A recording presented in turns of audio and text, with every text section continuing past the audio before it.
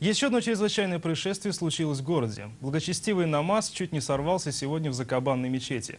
В храм попала маленькая обезьянка, по словам местного муллы, весьма приятная. С подробностями Айгуль Шарафиева.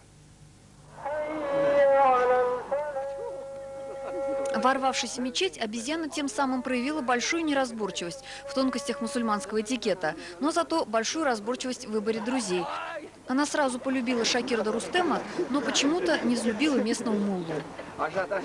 Дело в том, что я сказал при обезьяне, я говорю, у нас в мечети ни собак, ни обезьян нельзя держать, у нас не принято. Вот. Ну, а он обезьяна, конечно, это дело понимает, поэтому... Не успел мулла договорить, как в мечети объявился хозяин обезьянки. Как его зовут? Карим, Карим, да? Ой, Я вчера тут ее купил. Оказалось, беглянка, которую в мечети накормили малиной и бананами, жила поблизости. В клетке, говорю, в доме, в клеточку сделал. Все, она все вырвала, и в окошко разбила и ушла. И мне соседка вышла, говорит, на улицу, смотрю, говорит, обезьяна. И на нее прыгнула. И искусала ее, и убежала. Вот я сейчас ее взял. Я у азербайджанца купил. Я говорю, у меня же дети, инвалиды там. Я для них это все показываю. $250. Ну как?